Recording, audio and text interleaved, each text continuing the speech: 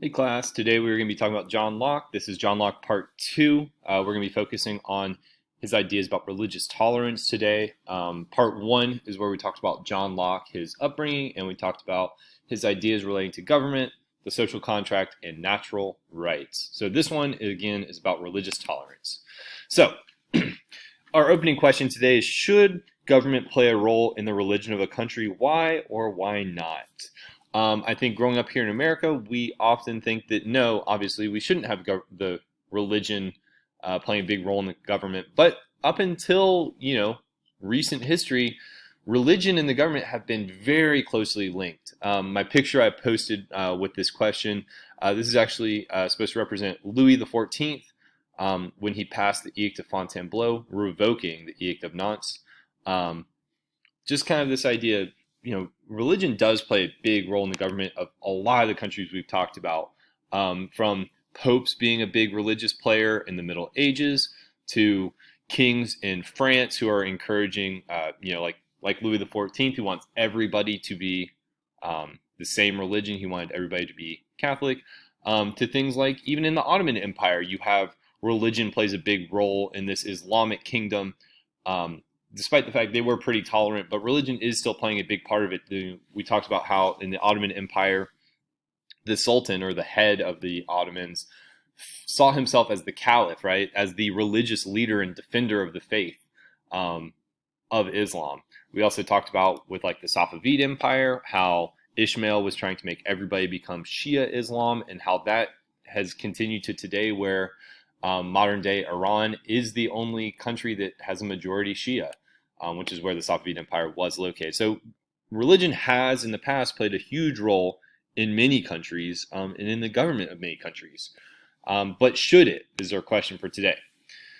So John Locke and Louis XIV. So in the 1680s, John Locke was spending a lot of time in the Netherlands. So a reminder, John Locke is from England, but spent time in the Netherlands. He's doing his thing, theorizing on government and such. But he is paying close attention to the government in France. France is right near the Netherlands. France is kind of the premier kingdom in Europe back then. And he's watching the reign of Louis XIV. And in 1865, Louis had passed the Edict of Fontainebleau, which inspired John Locke to kind of write out his ideas on the relationship between the government and religion. So thinking back to Unit 4, what is the Edict of Fontainebleau? Well, as a reminder, the Edict of Fontainebleau had removed the rights of Protestants in France and had led to thousands of them fleeing. Essentially, the edict had said that all people in France must become Catholic. If they do not become Catholic, they will be fined, they'll be forced to convert, or they will be kind of attacked. And so a lot of those Protestants, who we also have called Huguenots, that's kind of the more specific name for it, ended up in the Netherlands, which was kind of a common place for Protestants to flee to. And they were alongside John Locke. And so while John Locke is there with these people, he's having discussions, he's having debates with friends, professors, other thinkers, and he writes out a letter. And this is a letter written to a friend, a priest who is a friend of his called Philip von Limborch.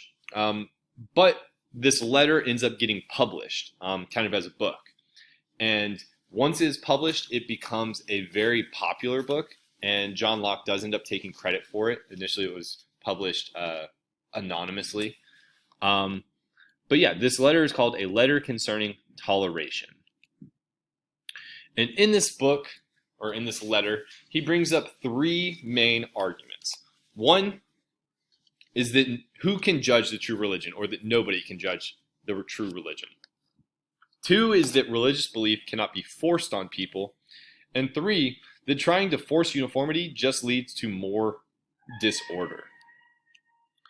So, our opening question is, how can someone prove that their religion is the correct religion? Is it even possible?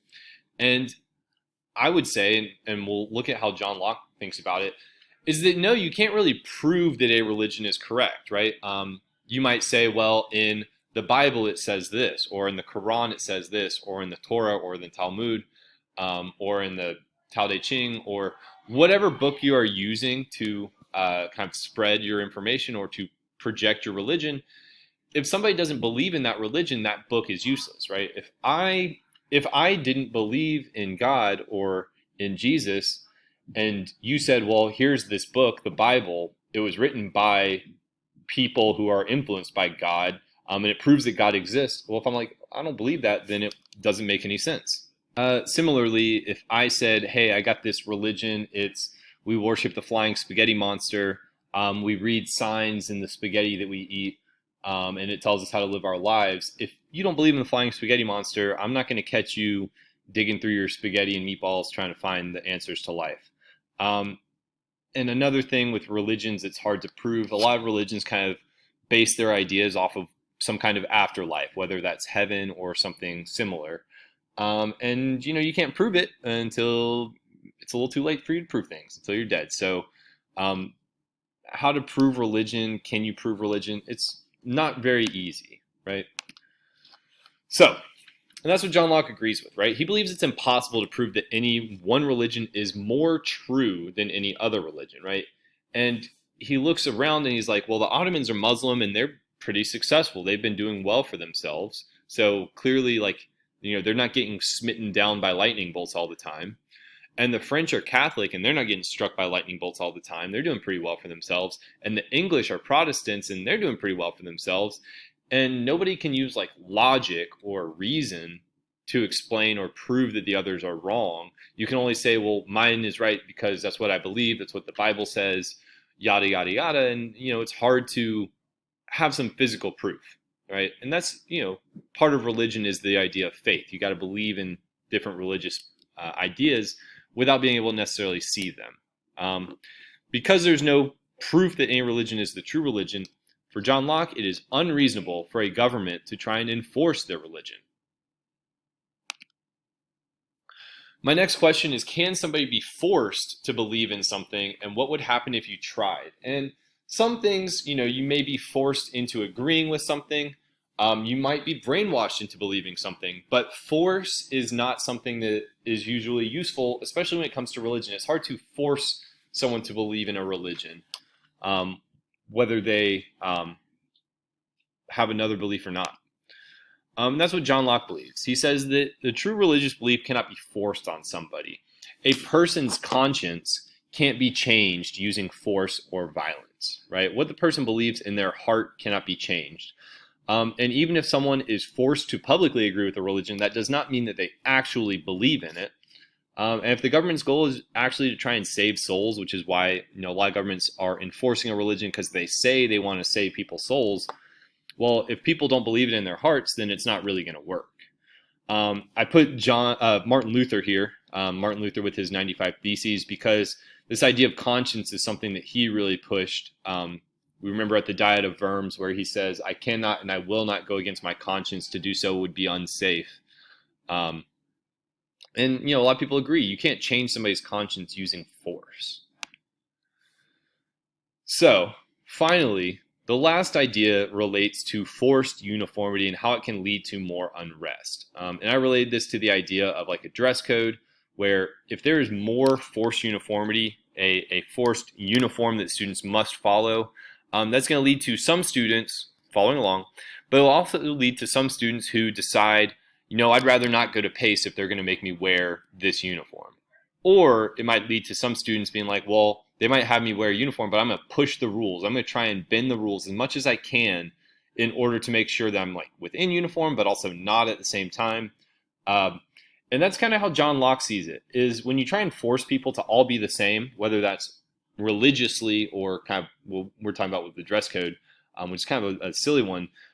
Forcing uniformity just leads to more disorder, more chaos, and more violence, right? The people who stand apart from the government will be turned on by their own government. They'll be punished. They might be burnt at the stake, like this picture right here. This guy, I believe this is Thomas More. No, not Thomas More.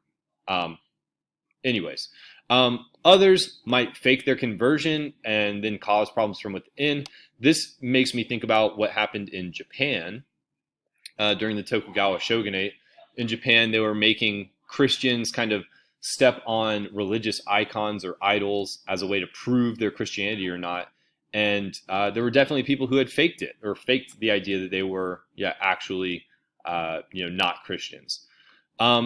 Some other things that forced uniformity cause, especially religiously, is other countries might have a reason to turn against you. So, for example, France, when they forced everyone to be Catholic, a lot of Protestant countries kind of shunned them or would choose to not deal with them through trade. But finally, and this is what did kind of happen a lot in France with the Edict of Fontainebleau, was that large groups of people will leave the country, leading to a loss of skilled workers, leading to a loss of taxable income, leading to a loss of a lot of things. This is relating to my idea of like a dress code. Is Pace, if there was a dress code and it made some kids question whether they wanted to be here anymore, or some kids maybe leave, Pace has been made worse by trying to force uniformity, right? If you end up having a student who leaves, who was a good student, a good athlete, somebody who made Pace better, then that is a net loss for us by forced uniformity.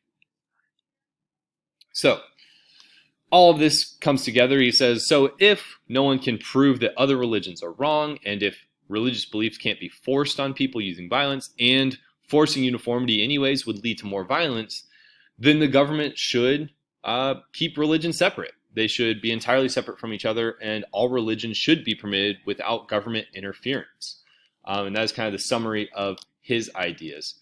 Our fun fact of today is this is actually a picture of the church I grew up going to. This is Emmanuel Episcopal in Athens. This is the back wall with some of our favorite saints here. So, John Locke believed that government must protect people's natural rights. That's what we talked about in the last unit, the natural rights of life, liberty, and property.